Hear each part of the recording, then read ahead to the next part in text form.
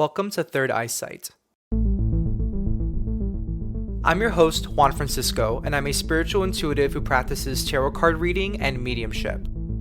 I've always been super curious about the supernatural and paranormal, and I'm here to share my stories and interview folks who want to share their own stories. Let's get to it.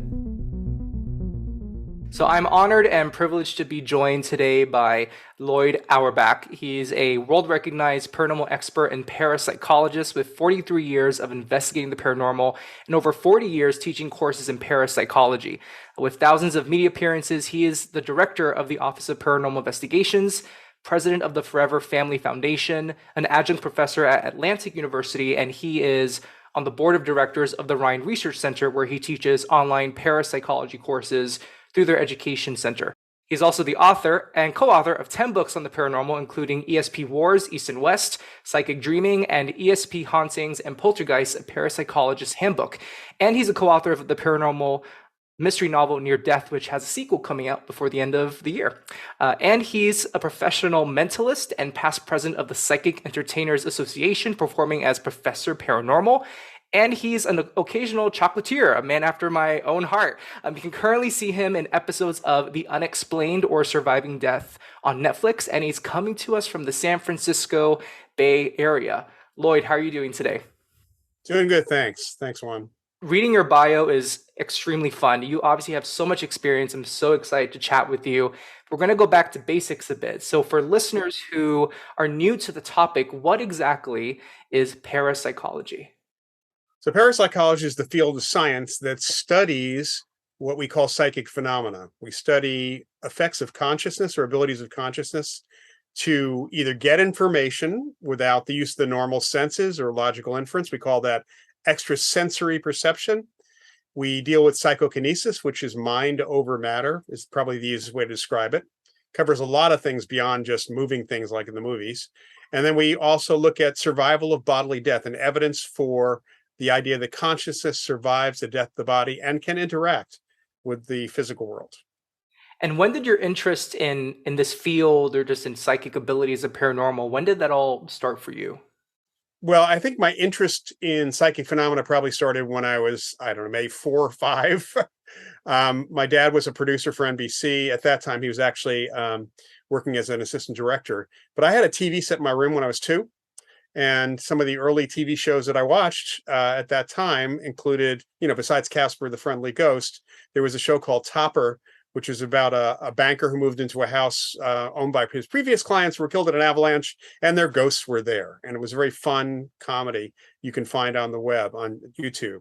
But there were other shows in the 60s that really kind of turned me onto it, plus comic books. I'm a DC Comics fan, and also television, just other TV shows like Star Trek, Dark Shadows, a lot of science fiction. But I discovered that there actually were science books on the subject probably when I was about 12 years old at our public library. I found books by the leaders in the field of parapsychology, and I was a little science geek, so I kind of gravitated towards that.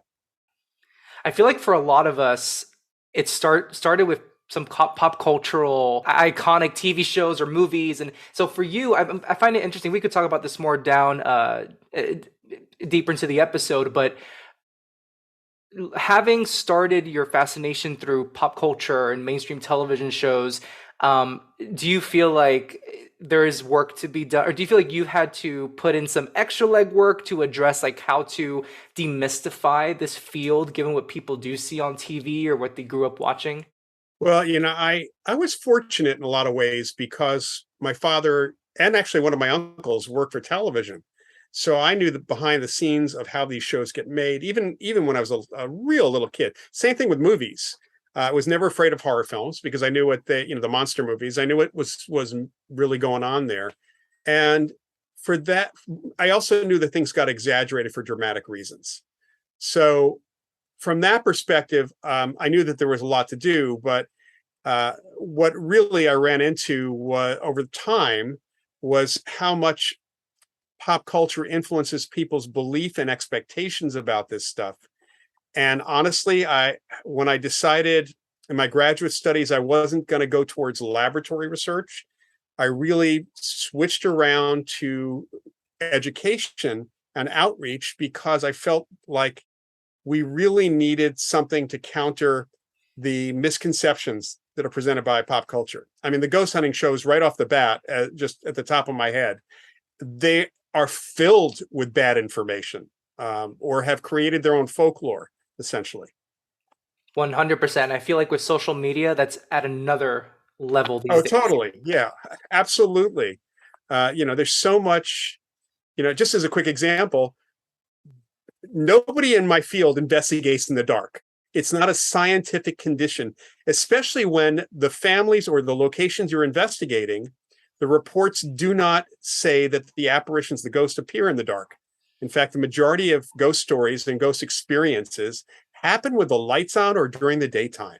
So, right, that is a complete invention of television. In fact, when I started doing TV in the early 80s and was doing segments about some of the locations, the investigations, these directors and producers wanted to always do it at night, and they always wanted to make it spooky. And there were a few times that a director would say, "Let's turn all the lights out," and the camera guy would have to say, "Yeah, but then nobody can see anything."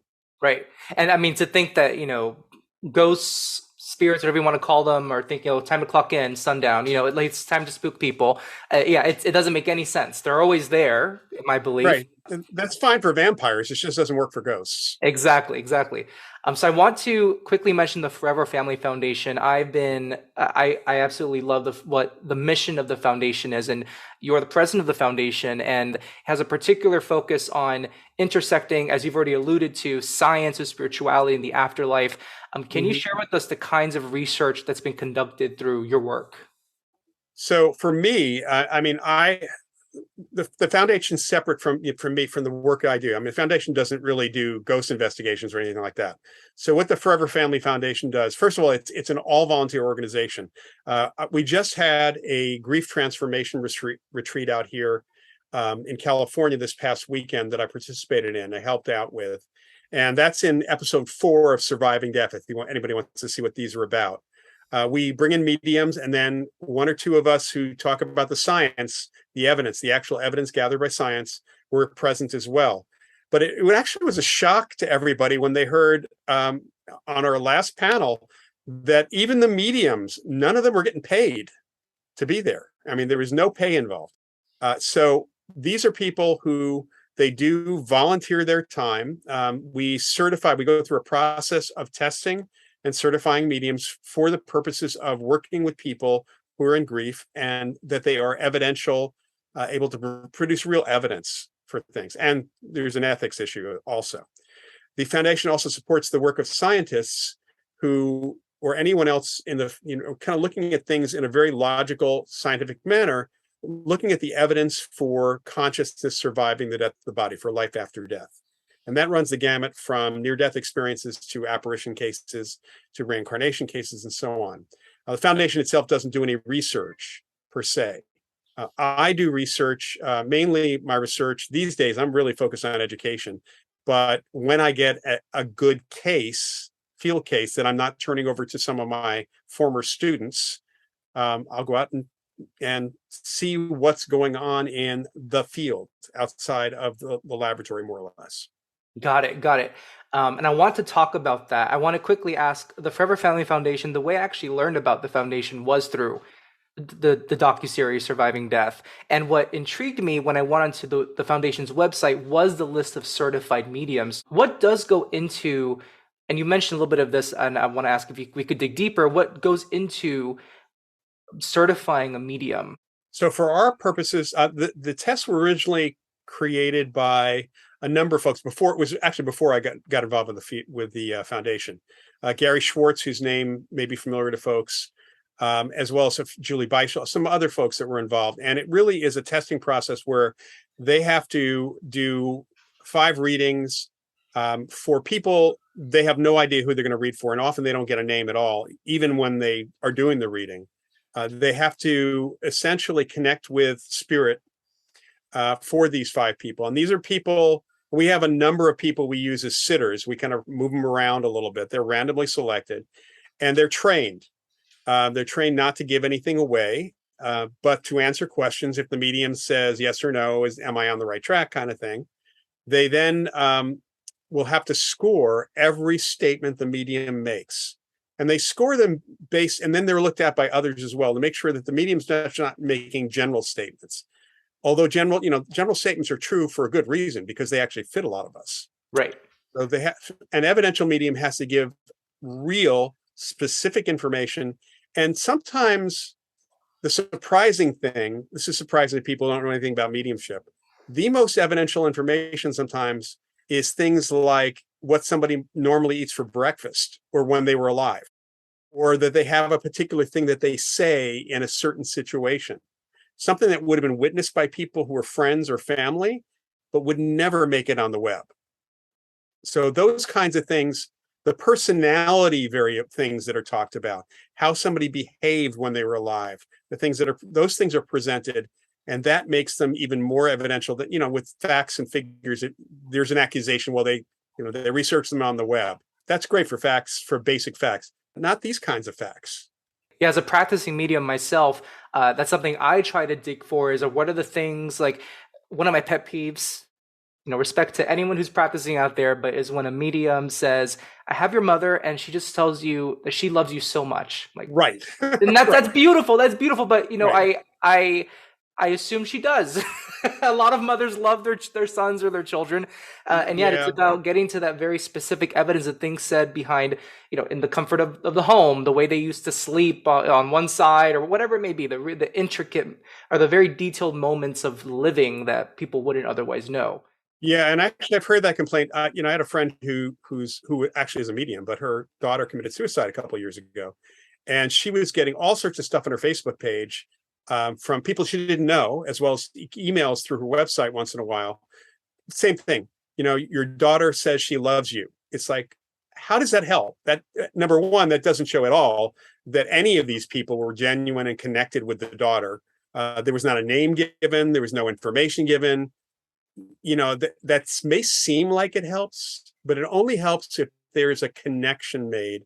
And if the medium can really demonstrate that, yeah, I might have your daughter on the phone and I might be connecting to so-and-so at this point. Right. And now switching gears over to, you mentioned field cases that you've worked on, and I assume that you're the Office of Paranormal Investigations, which you found in the late 80s.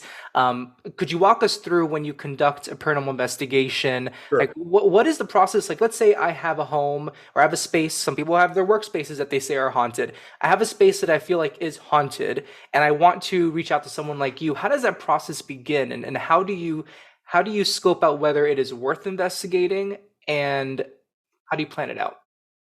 Well, first of all, when we get the initial report, when I get something, the real thing I want to know is what's happening. When did it start? What's happening? I want to know how recent the activity is. Because one of the things that we know from the field, from going back to the beginnings of the field, is sometimes places are reported as haunted, but the last reported witnessed experience was 10 years before. So if somebody tells me that they had an experience that, they just found out about me, for example, just found out about one of my colleagues, and they let us know that, I had these several sightings of this thing, this apparition, this figure in my house. When was the last time it happened? About a year ago. Okay, now, if you actually had an apparition, a conscious entity, they're either really just kind of hiding for the last year or they're gone. If it's a haunting, which basically looks at, is not an entity, it's really a recording of a bit of the past, kind of an imprint, psychic imprint, that can fade. So that may go away. And if we have a poltergeist case, which is physical activity, those only last a certain amount of time. I've had a couple people call me and say, we had this activity in our house. When did it happen? Well, it went over like several months. It's like, when was the last time it happened? 3 years ago. I can take the information. I will do an interview with them, find out a little bit more about it, give them some information back. That's educational, but it's not worthy of investigating, of going to that location. I have to tell them, let me know if it happens again. I mean, that's pretty much it. So that's really the main thing. Whether it's current and still happening is a big thing. Of course, part of it also is, what do they say this is going on? because I have people reporting things that have nothing to do with my field whatsoever. I've gotten calls about UFO stuff or UFO. I think I was abducted by a UFO. I'll have to refer them to MUFON or some other organization. We don't do that. I've had people, honestly, we've turned down cases where the people are locked into the idea that there's something demonic happening. And one of the things that we try to do in the pre-interview is actually determine if for each of the things that they're telling me about, is there potentially a normal explanation? And if I can't figure it out over the phone, it's still what we look for when we go out on the case. We look at every specific experience or event that's been reported and try to determine if there's a normal explanation. So we know that what we have left might actually be psychic or paranormal. And so without witnesses, without people having experiences, we don't do any investigations. I shock and surprise ghost hunters when they said, have you been to X, Y, and Z place? It's like, no, I'm not a tourist. So it's really, I mean, it's really about the witness. I will bring in psychics and mediums. I usually work with the witnesses who are having a lot of experiences. They can be the psychic or medium. I have to get them past their fear first and utilize them. But I have worked with a number of great psychics and mediums over the last 40 years. And I prefer to work with them because at least they can tell me something. An EMF meter. I do use electromagnetic field meters and things like that. That's to see what's going on in the environment. Because sometimes it's the environment that's making people think that that the place is haunted, and it has normal explanations, although unusual, but still normal. And do you have a would you be able to share a particularly striking memory of being on an investigation or something that's really stuck with you as an experience you had during an investigation? From a personal experience, I mean, first of all, the investigations themselves are interesting. And I've had a number of cases where a couple poltergeist cases, and poltergeist phenomena, in other words, the physical stuff, generally you don't find that there's any indication of an actual entity, an apparition there. It's coming from a living person. And I have seen objects move in those circumstances. I also have had a couple cases. There's a place out here called the Banta Inn. It is in Tracy, California. It's about an hour and a half east of San Francisco. And during the 80s and late 80s and into the early 90s, I made a lot of visits there. There was an apparition, which I understand he's still there, of the former owner who died around 1968. And people had not only been reporting him being seen initially, to the point where one of the owners in the 70s, who was an Alameda County Sheriff's deputy, created a mug book and insisted that people pick him out of a lineup. And they constantly did. People who were coming for the restaurant. So when I was there, the first time I was there was actually shooting some TV for a show called Hard Copy. It was a new TV news show, like a magazine show back in the 80s. And there was an ashtray right behind the director and the cameraman on the bar. Their back was to the bar, and I was facing the bar. And the owner and someone else, one of my folks, somebody I was working with, and there was another individual at the other end of the bar. The ashtray popped up in the air about 3 feet, so above the heads of the camera guy and the sound and the director, and then slammed back down on the bar. It was glass. It didn't break. Wow. And the owner started laughing. I had to start laughing. The director and the camera guy, I mean, they heard the sound, but they were not looking in the right direction, which is not uncommon. And that was the first indication to me that location, for example, the ghost there was more than a little playful. And we heard great stories and had a lot of physical phenomena happening. I was with a director and his wife and another guy, and I think it was the cameraman. We're sitting down at dinner. We're shooting something. This is many years later. And during dinner, the salt shaker moved itself across the table in front of the director. It was like an old Abbott and Costello routine. And he was staring with his eyes wide open. I was laughing about that. And I said, are you going to put yourself on camera to be interviewed? Because you're a witness now. And the cameraman wanted to do that, but he said, no, I'm a director. I can't do that. So, I mean, that's one place where I had physical activity, and we all had a lot of communication with the ghosts as well through the psychic, one of the psychics I work with, and other people too.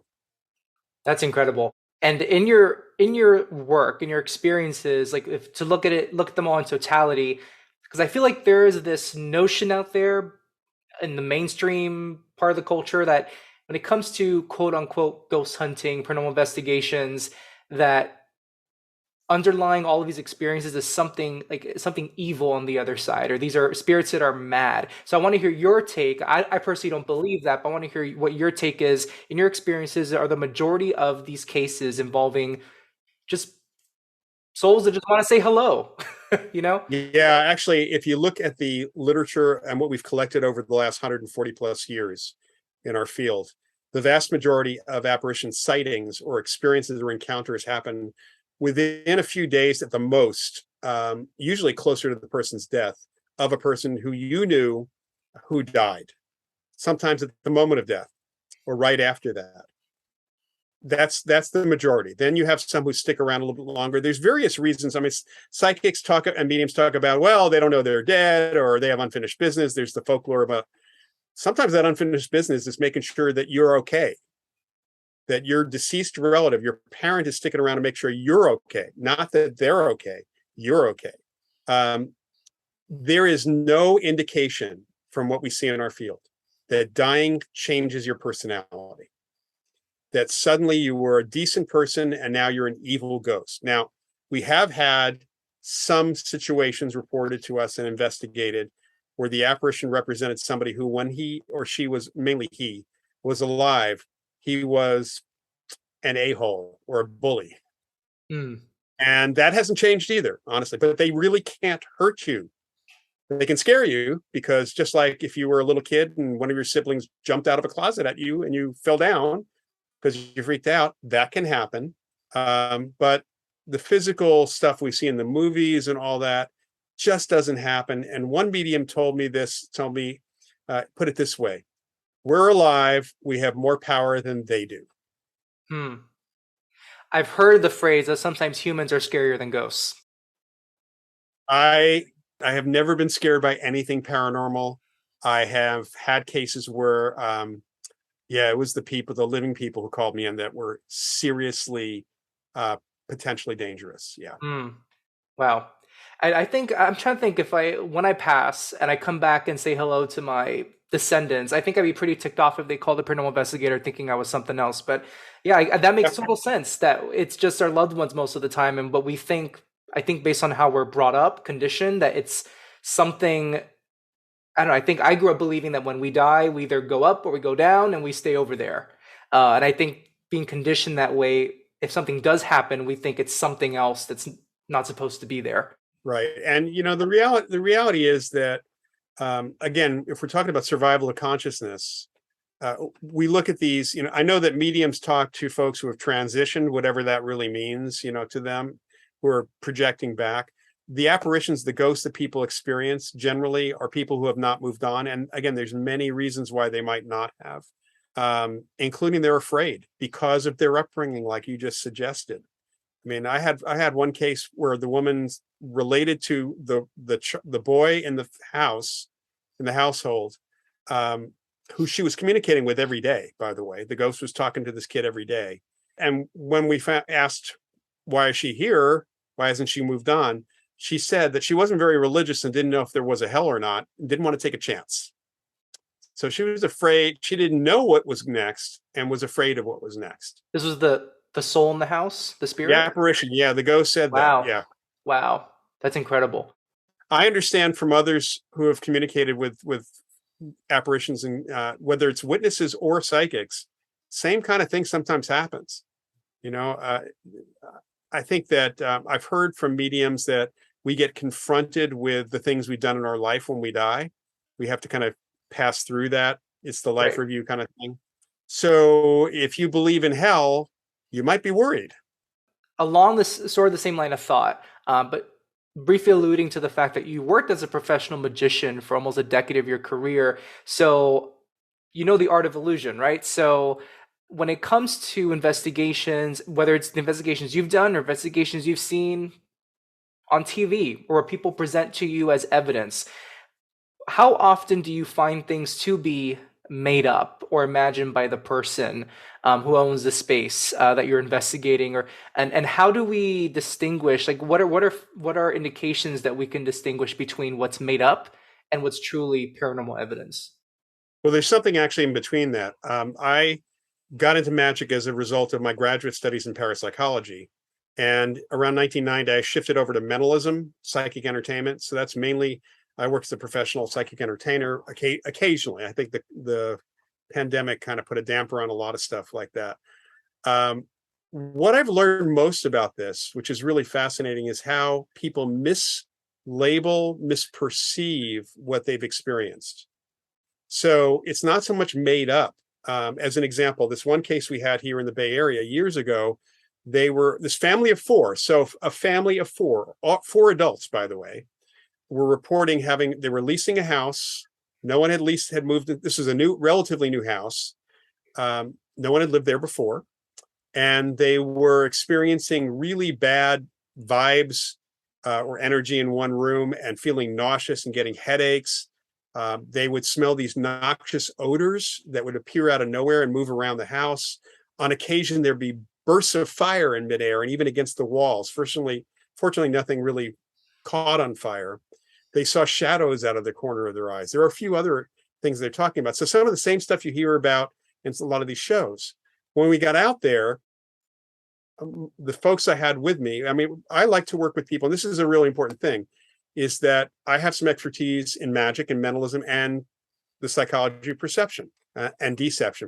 I had somebody with me in this team who knew the zoning regs and actually had an engineering background. And one of the first things he noted was the house was on a cement or concrete foundation. And he noticed that at one particular spot, it was off its foundation. And it turned out to be that the room above that was slightly angled, was not flat, wasn't, and the doors and windows were slightly not 90 degrees. And even though it looked like it was level, it looked like these were right angles. That created a screwy thing in your head. So you felt a little dizzy, a little nauseous, coupled with low frequency sound from power lines that were running right above the house. We actually measured that. Also high frequency sound. Low frequency sound can cause you to see shadows out of the corner of your eyes. Huh. And then it turned out the house was on the other side of the hill from a landfill. And the smells were actually methane gas seeping up through the ground. The house had an enormous amount of static electricity between the power lines and the dry air. We used a very high-tech device called a fluorescent light tube, which if you wave it in a static field, lights up without being plugged in, which is really cool. So all of these things totally outside the range of what a normal person would even look for as explanations. All right. So putting it all together, they thought there was something paranormal going on. And that's a mislabeling because they didn't have the actual background education that we as a group actually had in these environmental and other conditions as well. So generally what we find is that people tend to make mistakes, even in the best, most paranormal cases. Not everything being reported is actually paranormal. It's not made up. They did experience something, but they've mislabeled it. It's pretty rare. I mean, honestly, the cases I can say where it's probably made up is I look for a couple of things. Number one, does it sound like it's really way outside what people have reported? Sometimes I used to get some really goofy calls. I got one call once back in the 90s that there was the image of Kermit the Frog on their refrigerator one day. I wanted to see that, but it wasn't local. So, but that was kind of a joke call, I'm sure. But we get these situations which, when people make it up, the most likely tell for me has been, do you think I can sell this to the movies or sell it as a mini series? Or can I write a book about it? In other words, they're looking to monetize in a way that seriously indicates that even if they had a real experience, I tend to think that they're exaggerating extensively. Yeah. And then the demonic thing, honestly, we have to turn cases down if they're not willing, because I usually ask in these cases, if I find normal explanations for these, are you open to that? And I've had people tell me, what do you mean normal explanation? This is demonic. And they get really kind of locked into that.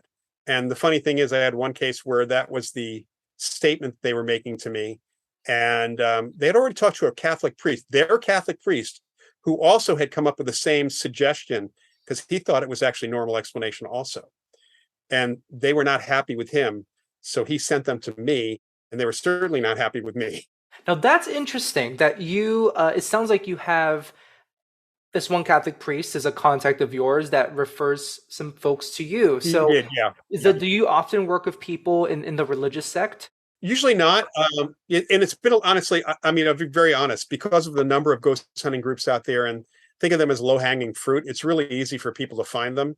And because so many of them will talk a big talk about what they can do and then not do it, we usually get calls after the local ghost hunting group has been there and not done anything or scared them.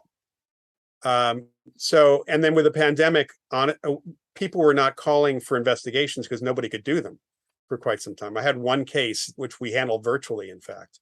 But every once in a while, I did get calls from a Catholic priest or someone else in the clergy, because they were if the person asked them or told them what was going on, they knew it was not necessarily what the religious perspective was. And sometimes they thought it was a normal explanation. And then they would forward them over to JFK University when we had a parapsychology program, or to me, and so on. Got it. Okay, that's really interesting. And something just came to mind. What is your opinion on objects being haunted? Because some people do feel that, like an old piano, a doll. What's your experience of objects or opinion? Well, first, again, we look at objects. Well, we look at hauntings as what they call on TV residual hauntings. And one of the easiest abilities you can learn to be psychic is psychometry, holding or touching an object and getting information about its history. The more emotional that history, the more information you can pick up more easily, because you pick up emotion. All right. What is a haunted house if not a big object? So essentially, when we talk about a house being haunted with these imprints, you are in the object. So it's not much different than a small object. Small objects around large emotion, especially, seem to record that emotion. That's a really fascinating way to look at it. That houses are large objects. It's the same. There's no difference. That's a really There's no difference. No. Yeah. Yeah. Now, I was doing a little bit of research. I was on your Facebook and saw on a Facebook Live. You mentioned this about skeptics. I've seen you mention it elsewhere, that you really value the role of the skeptic in parapsychology. True skeptic. Yeah, a Yes. true skeptic. So could you explain, now I think I understand what you mean by this, but could you explain for you how the role of a true skeptic has been valuable in your work? So there's a basic problem when you look at what the people who call themselves skeptics out there.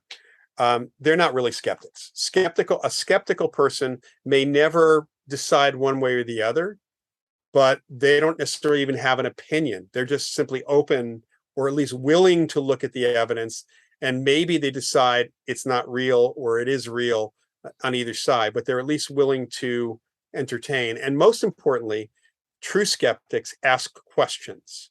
And asking questions is the most important thing here. It's the most important thing in science. So in our field, we have had a number of people who have been really good skeptics for our field. The late Marcello Truzzi, whose name is associated with our field quite a bit. He was a sociologist. He actually was one of the founders of the Skeptics Organization, which started out as CSICOP, the Committee for Scientific Investigations of Claims of the Paranormal, now called the Center for Inquiry. Marcello quit when he found out that the other founding members had actually an agenda to dismiss as not real, without looking at the evidence or research, everything paranormal, UFO related, unexplained. That was their mission, and it's been their mission ever since. Marcello stayed with the field of parapsychology, and he asked a lot of questions. And while he never really acknowledged that ESP is real, or that apparitions are real in the sense that we define them, he felt that there was real experience and something was behind it, and that was worthy of investigation and research. And that's the role of a true skeptic, that there may be something in the human experience, because we have millions of people who have these experiences, And to write them off as coincidence, which, by the way, you can't create in a laboratory, or mass hallucination, for which there's almost no real good research, is not scientific and absolutely not skeptical. I think that's what's so interesting about this field, about talking about all this, is that these are universal experiences people have. And then Yeah, to be somebody who, I mean, I don't know if this is the right metaphor, but a true skeptic being almost like the best barometer, just like someone who is open, doesn't have a bias against anything here, but has an openness and wants to yeah, ask and question. I mean, that I feel like it's what being a healthy human being in the world is, asking questions and being open. absolutely. And I call myself a skeptical believer. I do certainly believe in this phenomena. I've seen it, I've experienced some of it. But every case, every experience somebody tells me, I'm going to ask questions to see if it was a mistake. Was it just made up? Was it real? What was this? We're dealing with subjective experiences. We're sometimes witnessing objective things, but it's still a subjective experience. But then again, our experience, the entire world, everything is subjective at some level. So, when I hear that some people like the ghost hunters say, we don't deal with anecdotal evidence, and yet they describe what they're experiencing is anecdotal evidence. And if they didn't have the witness or someone who had an experience, if you don't have a ghost story, which is anecdotal, what are you investigating? I mean, even the idea of our definition, what is a ghost? Well, maybe there are spirits everywhere, but until somebody experiences something subjectively, we don't know if they're around or not. And it seems to me that the anecdote marrying that with the measurable elements, that's what really creates a really impactful, that's what creates the impact and creates the evidence, I guess. Is that the right way to look at it? The subjective evidence, the experiences are evidence. And if you can actually compare what people are experiencing against the range, the wide number of similar experiences, if it matches the pattern, and then you have people around that are also matching the pattern, you have evidence. You have serious evidence here. And if you want to throw that out, you should throw out the entire field of psychology and anthropology, for that matter. Very fair and good point. In your book, Psychic Dreaming, you reference a poll reported by the Los Angeles Times conducted in the 80s by George Gallup Jr. and Jim Castelli. And it said that at that time, 46% of Americans surveyed believe in extrasensory perception, 24% in the ability to predict the future, and 15% in ghosts. So I don't think I've seen a poll like that recently. I did not research that. But we're now 30, 40 years later. I think it's safe to say those numbers are increasing. It depends. I think it really depends on who's being polled, because there have been more recent polls, and they have included the Roper's poll. There's a number of opinion polls that have gone out there. I've seen higher and lower numbers depending on the population that they're actually surveying. I've seen higher and lower numbers for ESP, for ghosts. What's really interesting is the percentage of people who claim to have experienced a ghost has gotten higher. And I don't know whether that is, it's not likely to be that there have been more encounters, but maybe even in an anonymous poll, people may be more willing to say that they had that experience in general. This is the problem with any of these polls or surveys. In my personal experience, I've found that a lot of people have some belief in some form of psychic experience or ability. That can be mitigated also by their religion, whether they're willing to admit it. Can be mitigated by their family, the society. I mean, the very fact we call this stuff paranormal, when in fact, it's a normal thing. If you want to go by the numbers, there is nothing paranormal about any of this. It may not be acknowledged as normal, and it may be rare in your experience or my experience, but skydiving is pretty rare too. I'm never going to do that, so I don't call that paranormal. Maybe. Well, I was just, as you were talking, I was thinking, I've met so many people that have told me something like this. Yeah, I saw something when I was younger and it was weird, and they describe it to me. To me, sounds like a ghost. But then they say, well, I don't want to think about it. Well, and I've worked in here in the Bay Area. I've worked over the years in a professional capacity in a day job with the legal community and business community. And I've met a lot of people once they found out what I did otherwise. they would tell me their stories. And the bizarre thing is, occasionally I would hear a story from a husband at an event. I'll ask. I always like to ask, "Have you ever told anybody?" No, no, no. I don't think I'm weird. And then later on, I'm talking to the wife. She's had her own experience, not connected to the husband's. Have you ever told anybody? No, no, I wouldn't tell anybody. It's like, all right, so you have a married couple. They've each had the same kind of experience. They would never bring it up to either one of them, no matter what was going on, unless someone was bring it like a marriage counselor actually brought it up and said, I know you've both had this experience. And that seems to be the case in general, is that people have had a psychic experience of some kind. Most people have. We second guess, we might label as coincidence. And, some things do. Coincidence really is us giving meaning to two events that happen at the same time. It's not a thing otherwise. And sometimes they are related. That's the thing. It's sometimes these things actually are related. And that might mean it might be something psychic or paranormal the way we think of it.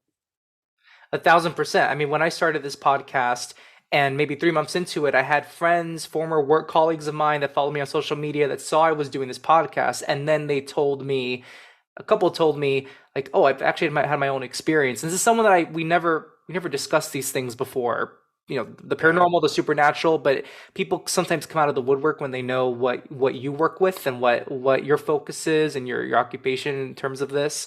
Yeah, that's why I believe this is such a universal experience, and it just takes holding the space for people to share their stories without judgment and Right. without making them feel like they're crazy. I think people are afraid of seeming like they're crazy.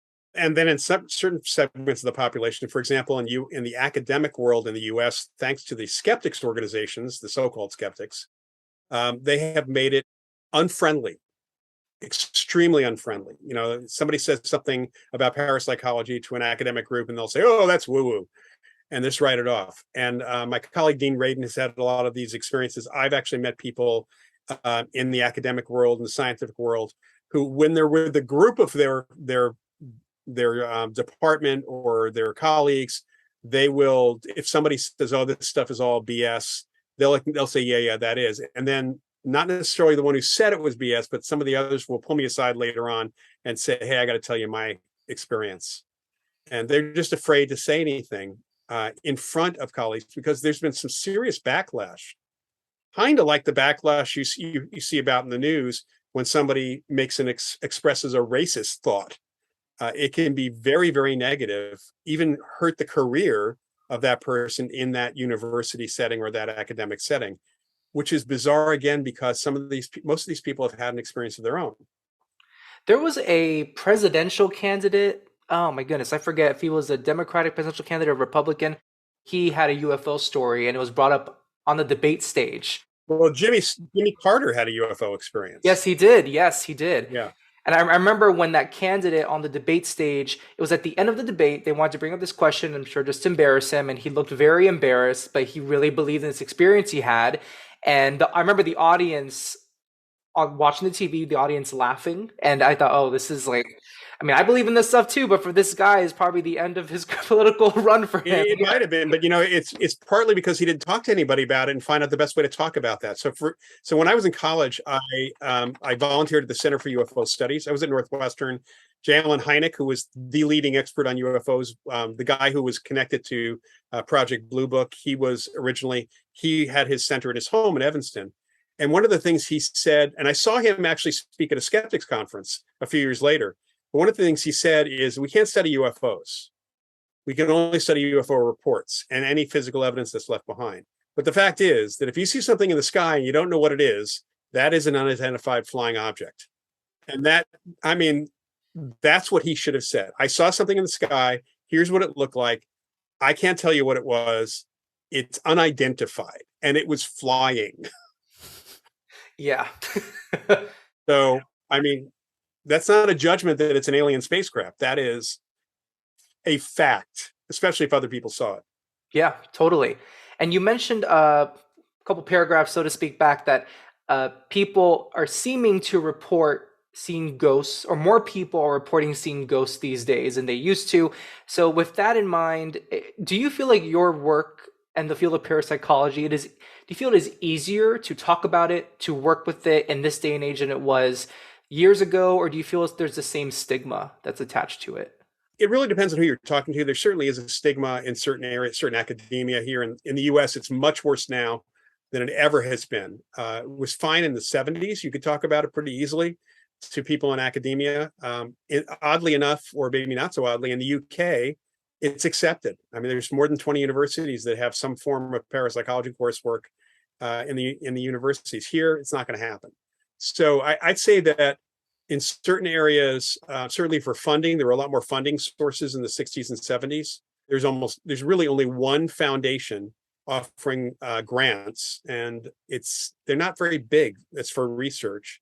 There is, of course, the Robert Bigelow, the billionaire aerospace guy, gave out awards of, I think altogether probably came close to $1 million, if not over $1 million, for the 29 winners of the awards on the essays. And he has another challenge out there right now.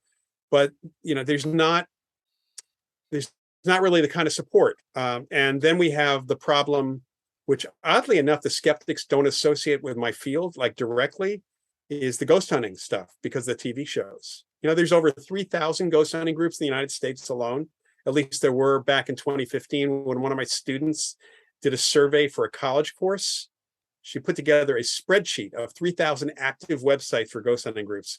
And what we know is one group can often spawn many, many others. I know one group in Sacramento spawned over 50 different groups. One in Seattle, same thing. It's like a species.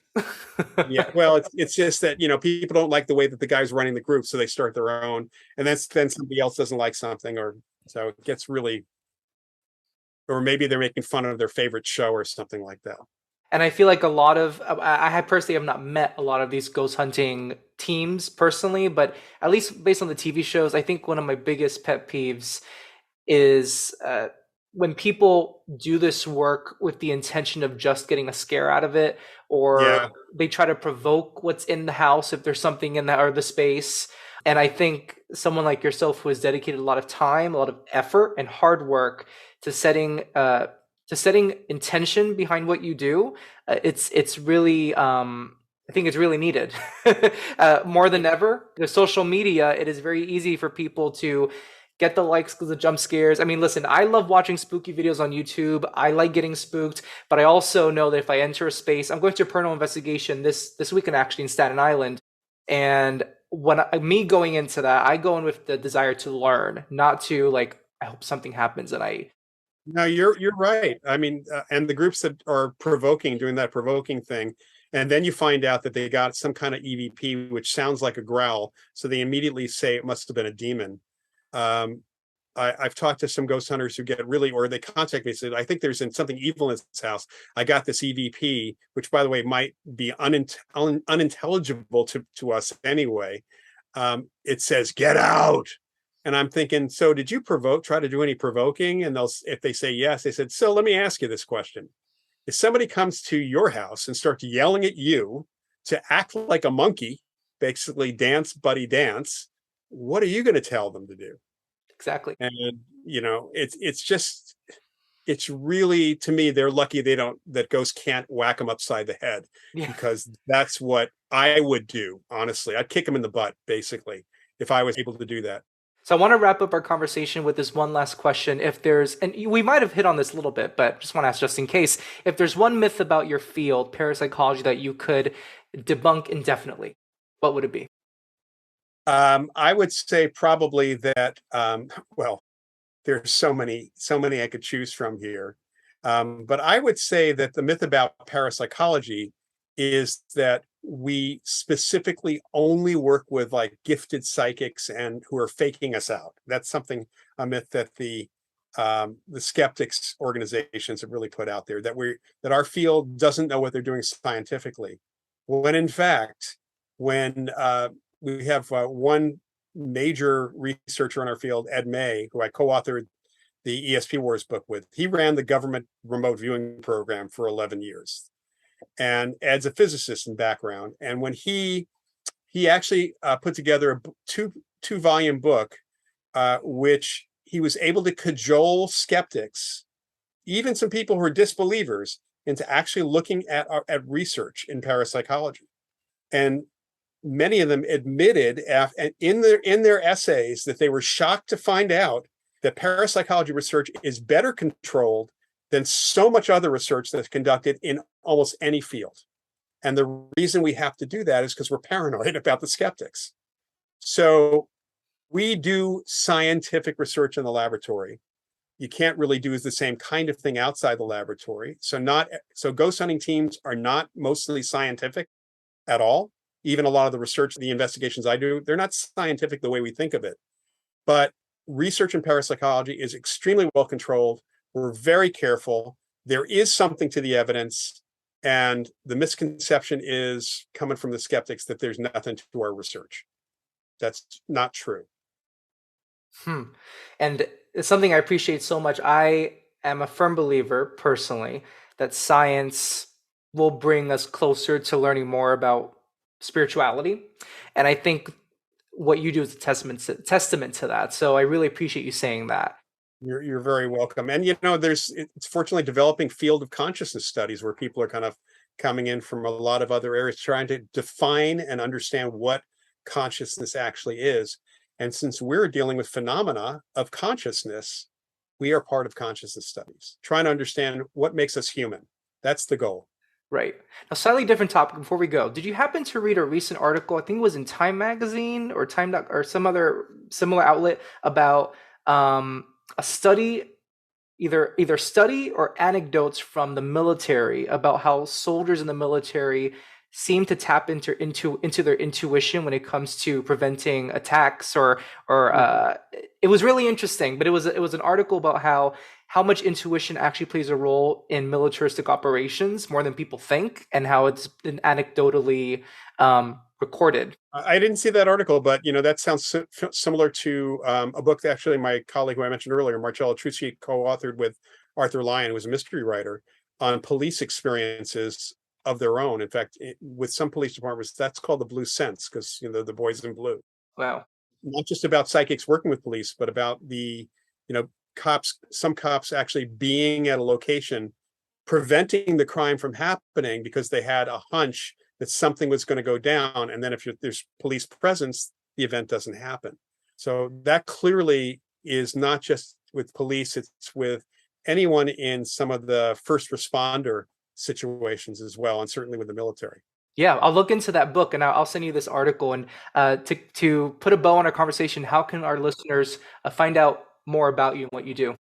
So I've been working on my website very slowly over the last couple of years. I've had not a lot of time to do that.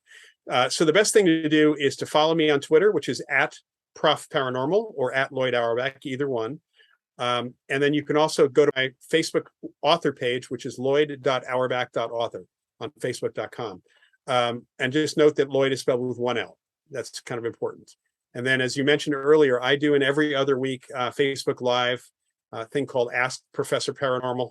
I'll be doing it on the 30th, right before Halloween, where people just put in comments. It is hosted by the Live Paranormal page. So it's facebook.com, the Live Paranormal, or my author page.